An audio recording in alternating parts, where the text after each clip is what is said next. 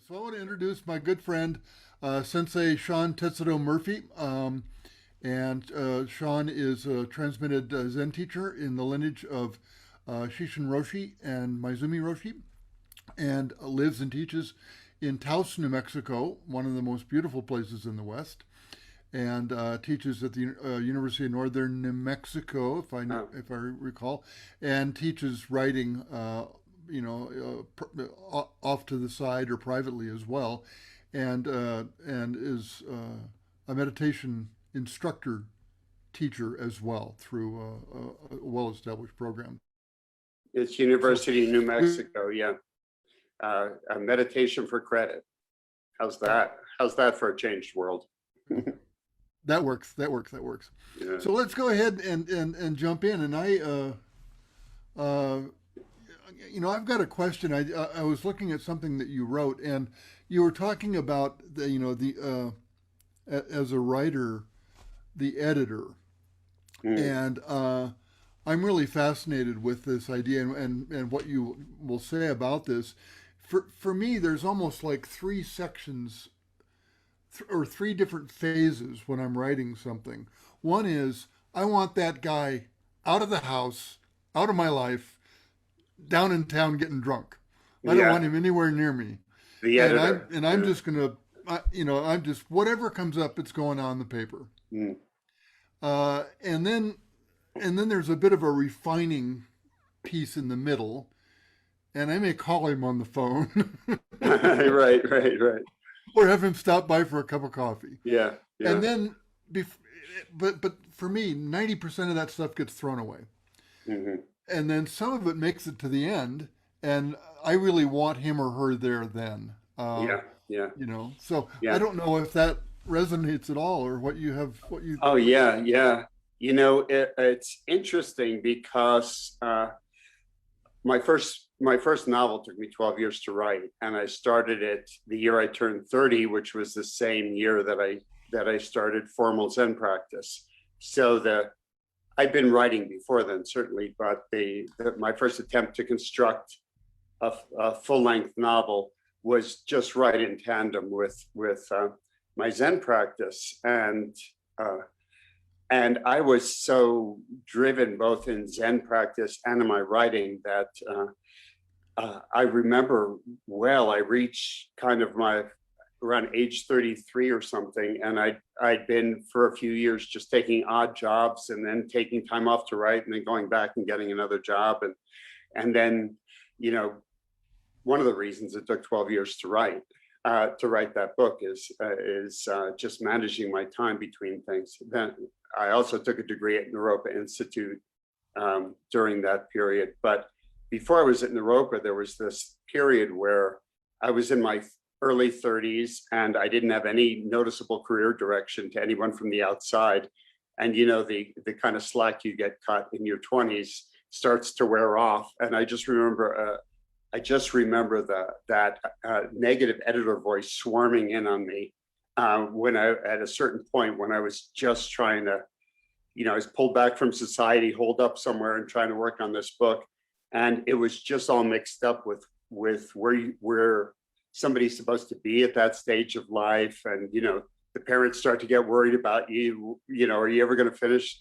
When you're first writing a novel, people are asking you about it all the time, and then after a few years, the interest noticeably dies down. After about 5 years, you go to a family gathering. Nobody, if people are sitting next to you, they'll talk about the novel. But by 7 or 8 years, they don't want to sit next to you. By 10 years, you walk into the room, everyone leaves because nobody believes you're going to do the novel.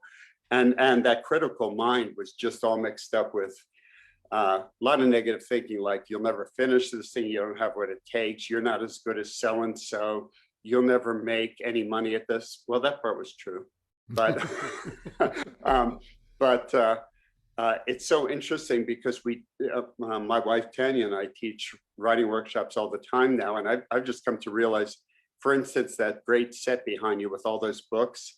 I tell people to go and look at a library or bookstore and look at all the books and to tell themselves that every writer there has faced some version of the same monkey mind yeah. certainly when they're writing their first book. So I've gotten very familiar with that guy, and gradually he's gotten tamed. And Zen practice had a lot to do with it because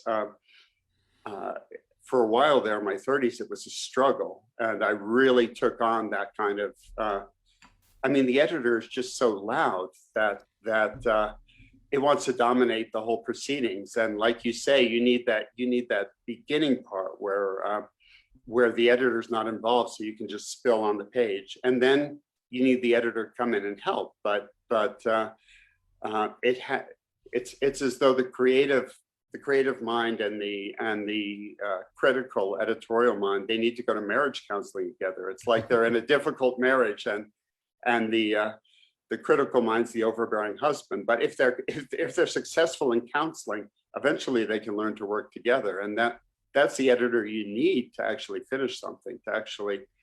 But meanwhile, I had to get all those other negative voices out, that you'll never finish, you're not as good as Hemingway or whatever, whatever the mind tells you, is all tangled up with the editor who can later be tamed into saying, hey, that sentence could be better. We could find a different word. And so that had a lot to do with why it took me 12 years to write the book too, is just working through all that stuff of that kind of crushing editorial voice. Right at this point, I say he because he is so much like an overbearing patriarchal male, and he's pretty tamed, at this point. He's helpful, and he's kind of found his place. But well, he's older now too, isn't he? What's that? Sorry. He's older now too. Yeah, he's older now. He's mellowed. He's been, whether he likes it or not, he's had to meditate with all the other voices in my head. We've all been meditating, so he's a little chilled out. Yeah. I was interested to have you say something about the process, and I've not written fiction longer than maybe 5,000-10,000 words, and that's really not my forte. That's not what I'm drawn to so much. But a book like One Bird, One Stone, which, by the way, anyone here watching, I so much recommend Sean's books. There you go. It is such a fun read, and it's one of those books you can read backwards if you want, or inside out. I mean, each section, Sean traveled the country and visited a bunch of Zen organizations and Zen people, and shared his experiences and conversations and insight from each. I would imagine structurally the approach to that kind of book, I mean, I'm stating something really silly and obvious, but it differs wildly from the Time of New Weather. And I can almost imagine with the latter, like, I'm projecting here, but I'm imagining your office with Post-it notes or a timeline, or all the sections kind of graphically laid out. Yeah, actually, well, I'm not in my office right now. I'm in my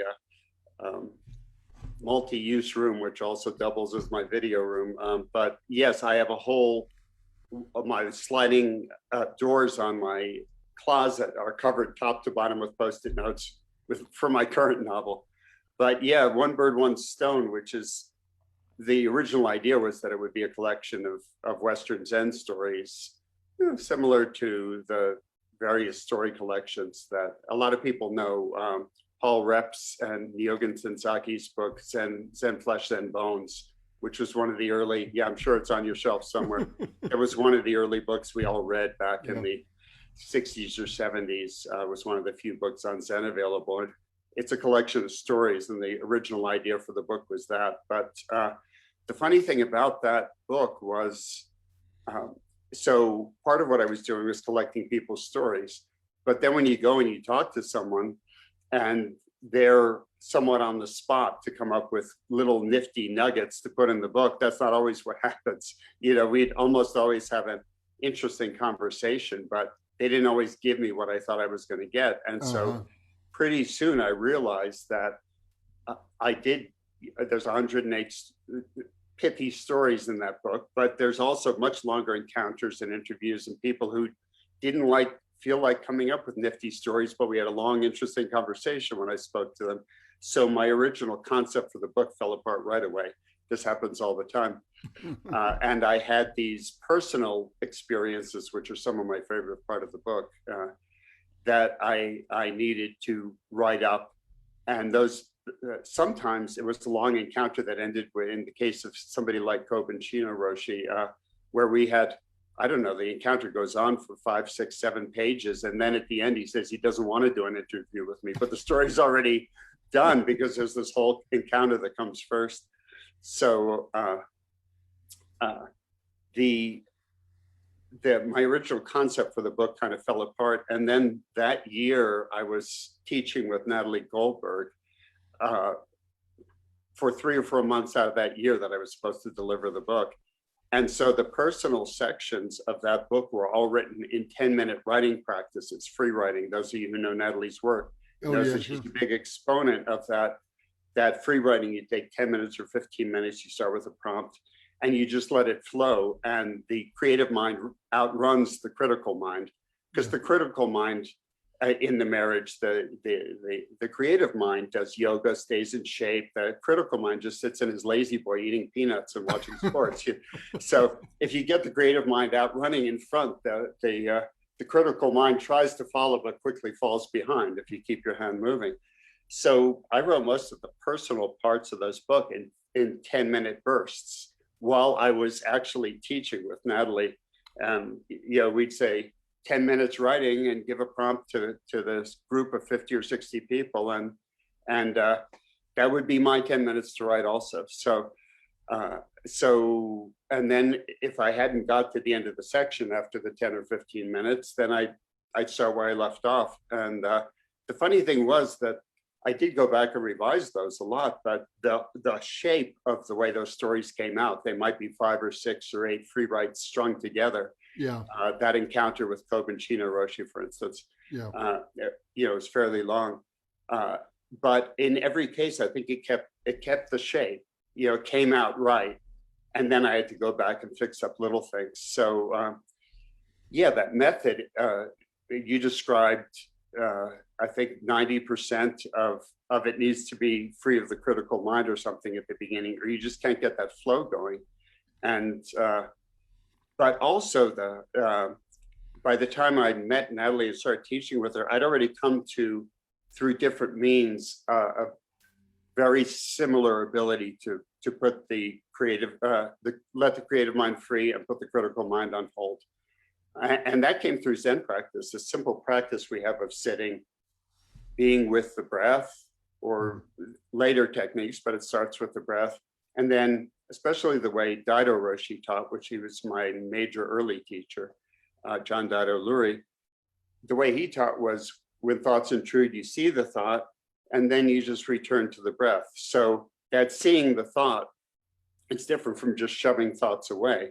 We're returning to the present moment. We're looking at the thought and saying, thank you very much, but not right now. And we do that over and over in Zen practice. And eventually the mind, the thinking mind, which only wants to help us, it understands it's being received. It understands that this isn't the time, and it understands that it will be heard later. And all I can say is it gets tamed. And then it starts to cooperate because it just wants to help in the first place. It just happens to be overbearing and socially inept. So, it learns its place. It's able to be polite and say, let's work on that sentence, or I don't think this is quite right yet. It's actually wonderful when the critical mind participates with the creative mind. Yeah. Mm-hmm. And it comes in and reminds you about Oxford commas and things like that. Yeah, and I'm kind of fascinated by that process, because in many cases, the creative flow or the creative side of the mind can be almost purely right brain. For instance, if you're doing music or something visual, and I'm sure the left brain critical mind still intrudes on that, but it doesn't really have to participate the same way it does in writing. The left and right brain theory, which is an oversimplification, but nonetheless applies. The left brain you need the left brain to be able to do anything verbal. And yet it fascinates me that we can still get in that flow state with the creative process. For That's instance, I'm a musician, and the uh, musicians, especially improvisational musicians, know that flow state very well, because you have to be, as the old saying goes, you have to be present to win. So improvisational music, I think the best improvisers are in somewhat of a samadhi state, a deep focus state, but they don't need the words. We writers need the words, so it's a slightly different process. yeah. I think of that first stage really as gathering the raw materials. Yeah. And you know, you go to the lumber yard and come back with a bunch of wood Mm. and and other materials. It isn't the thing yet. It's not the mahogany table yet. No, no. Um, Yeah. but you You had to can go see get some them. nice pieces of mahogany in there, but Yeah. that has to be built. Yeah. Yeah. We were, while we were waiting to begin here today, we were talking a bit about koan practice, and I see such a parallel. I mean, it's so much of a parallel in my mind. They're not even different. They're the same thing, really. Mm. Of kind of leaving that editor at the Doksan door. You know, you wait outside. I'll be right back. Yeah, for sure. Because it's funny, the whole, especially at Zen Mountain Monastery. I think you practiced there some, didn't you? Did you ever I visit? never did. No, Oh, ZCLA, but oh, not. okay. Yeah. Yeah, there was, well, the protocol they even used at ZCLA, where you wait in the line. It's not quite as intense, but you wait in line. People are moving up one by one. Then you get to this bell, and you hear the Roshi's bell, and then you have to ring your bell twice. And then you have to get up, and there's a person coming out of the door, and you have to do a full bow to the floor with that person. And then you go on and you do a full bow before the Roshi. Oh yeah, I know And it it's all well. set up to be pretty intimidating. And it was even more intimidating at Zen Mountain Monastery. They made it a little more austere and intense there. And uh, it's all designed to bring up your ego. It's all designed to make one feel as though, geez, this is a big deal, and I'm not sure I can handle this. I got to talk to the Roshi. You walk into this room, and it's brimming over with this feeling of samadhi. And with Daido, I don't remember so much with my Zumi Roshi, but with Daido, it was always dimly lit. There was one candle. He's sitting there with a Kiyosaku stick in his hand. It's Daido had all these old sailor tattoos all over his arms. They seemed to be crawling around on his arms in the darkness. And he'd just kind of look at you intently and say, do you have anything to say? And as we were talking about before we started here, some koans, to answer them, to respond to them, you have to do like a play acting. And the play acting is sometimes rather silly. And so we've got this stern setup in which you really have to drop your ego and be willing to Yeah. be a fool in a certain way. And you're right. It's exactly the same. Creative minds just got to be able to come out and not have that critic looking over the shoulder and saying, oh, you're making a fool of yourself. Oh, you're not impressing the Roshi. Of course, the point isn't to impress the Roshi. The point is, if you make a fool of yourself, you make a fool. You're a happy fool. Yeah, you happy fool. And then sometimes you make a response that they accept, and it's not always foolish. Sometimes there's a real point in the koan that you unwind in a more intense way. But basically, the full range of human experience, from being a fool to being a sage, unfolds in that room with your teacher. Yeah. And it's all designed to make your ego come up. And really, no wonder Zen takes so long, because you have to be willing to go through that kind of imposing setup to get to the teacher, and then just be yourself. It's very hard to do. I Just love make that. yourself vulnerable and be yourself. That's I all love they're that. waiting for, really. But it tends to take years. And with that process of collecting those raw materials, of just letting whatever the heck it is that wants to come up. And I don't know if this makes sense to you, but for me, it almost feels like just like with the practice you were just talking about, it almost comes in through the back of my head. Yes, I think it does. Yeah. It feels like linear thinking comes in. I mean, I realize this isn't at all based in reality, but it feels like it comes in linear thinking. Math comes in the front of my head. Yeah. The other comes in the back of my head, and I don't even know it's coming. it's not right brain, left brain theory, Jeff. You've invented a new theory. It's front brain, back brain. But I know what you think when I know what you mean when we're thinking linearly. We bunch up our forehead, don't we? Yeah, Yeah. we're it's as though the concentration's all here. And I do think the critical mind, there is something to that being in the forebrain, and the creative mind being a more instinctive, uh, natural part of the mind. That we get this part of the mind out of the way to free that flow up, to give it space. Yeah, yeah. I need to keep an eye on the time here. This goes by so Mhm. fast. It's just, it always takes my breath away. But there's something I want to ask you about that is probably a little more on the, I don't know if this is on the serious side, but you've talked about creative expression and the arts as a way to save the world. Mhm. And Yes. and the critic, we've been talking about the critic. The critic would step in and say, well, that's all really nice, but we have to legislate, we have to go to court, we have to demonstrate, we have to do da da da da da. Say more about how that actually happens. How do we save the world through Yeah, creative expression? it's tricky. Dido Roshi was very helpful for me in that, he was my early teacher. I met him at Naropa, and he was my teacher for 17 years. And then more recently, I think trained for maybe 14 years with Shishin Roshi. But Dido Roshi was very big into the arts. He wrote a wonderful book called The Zen of Creativity, which is all about the Zen arts. He was a photographer himself, a very fine art photographer. And he used to talk about how it seems selfish, or even that in a way you have to be selfish to devote time to your art when there's not necessarily a clear effect upon all the logical problems facing the world. And yet he would point to what would life be without the arts?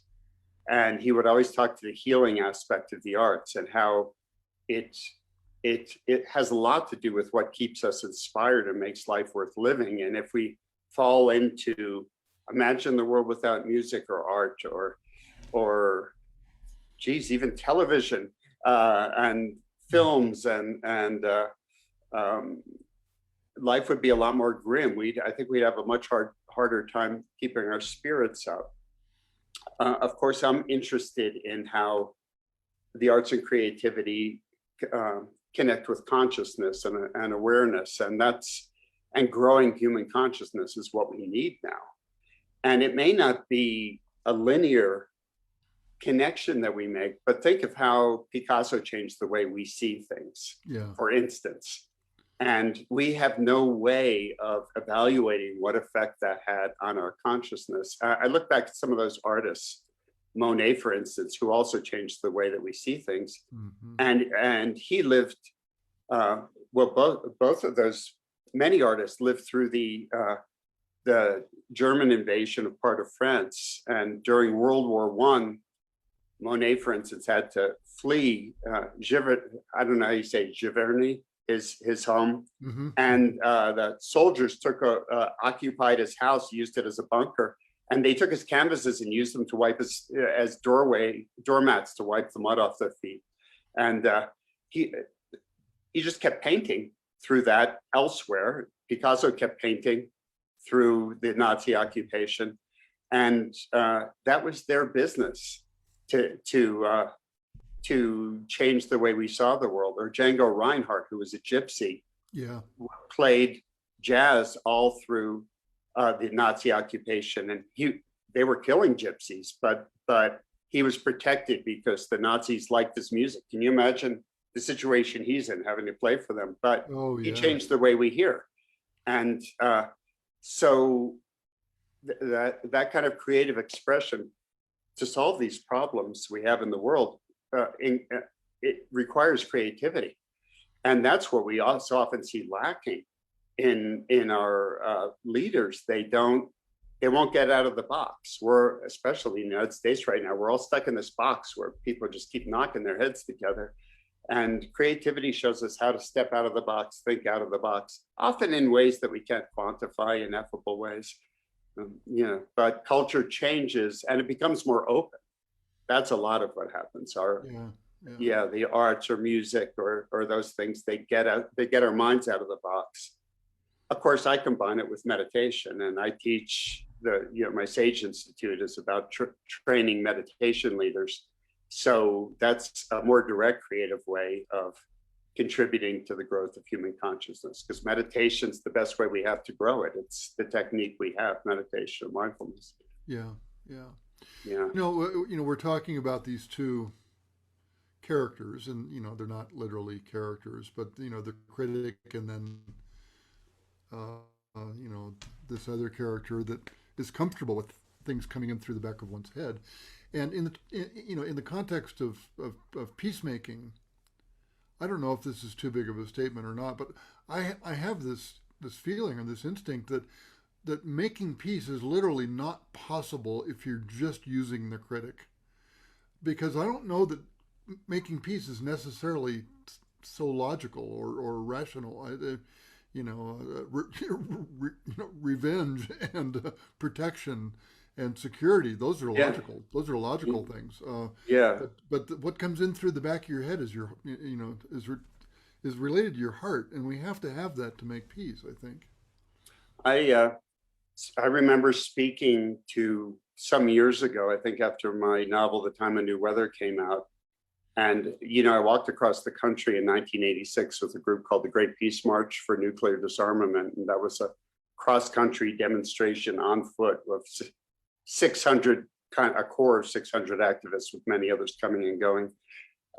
It took us 9 months. It was a cross-country demonstration for peace, and that's had a big influence on my work. But I remember somebody talking to an interviewer about that, and they said, well, how can we get beyond warfare? Nobody sees the way to get beyond it and the need for defense. And I recognize that in some cases, the history of the human race has shown that apparently, logically, we need to defend ourselves. Of course, there's been many cases again and again and again that of what happens if you don't. But she said, how do we get beyond warfare as a solution? And I said, and I still believe this today, that maybe what we need to do is rule that out as an option, and then we'll know how to go forward. But as long as it remains, we somehow have to stop it without knowing what the alternative is. Right. Because unless it stops, we'll never see what the creative alternative to that way of dealing with things is. And look at all our failed wars and the wars we bogged down in this country. And when has war been successful since World War II? They're all failed, basically, one way or another. They all lead to bigger and deeper problems than they're intended to solve. I don't think we're going to see the alternative till we give it up. I love that, and going back to the, we've been making comparisons to practice upaya. Going back to practice in the upaya of noble silence during sesshin.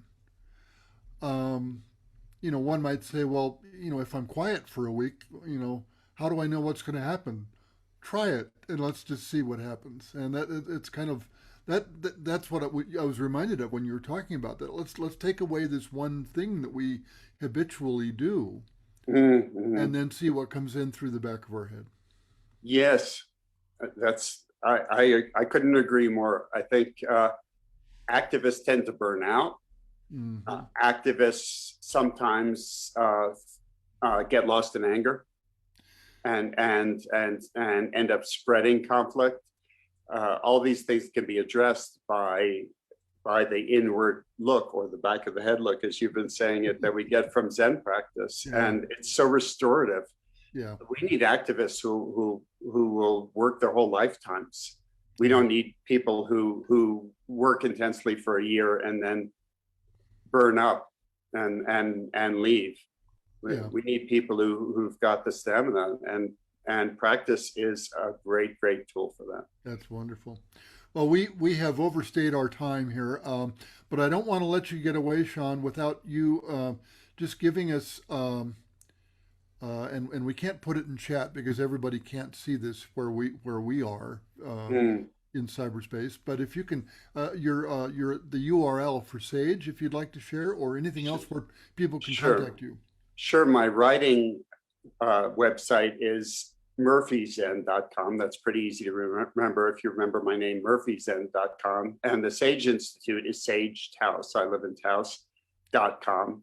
And that's my site where we do the work with meditation and training meditation leaders. And we do have a drop-in group on Tuesday. The information's on the website. Drop-in Zoom meditation group that anyone can join, no charge. And then we have other events that happen through the year. If you want to keep tabs on it, you can go to sagetaos.com. I'm afraid we lost .org. It was pirated by some weird Asian site. So go to .com, and we haven't been able to get it back. Well, that's wonderful. Yeah. Well, thank you so much, and thanks everybody who's with us on Facebook Live. And I really want to appreciate my friend Sean Tetsudo Murphy for being with us and sharing his wisdom and his insight and his creativity. So thanks, everybody. And everyone stay safe, stay healthy, take care of somebody else. Thank you, Jeff. Thanks, Sean. Bye-bye.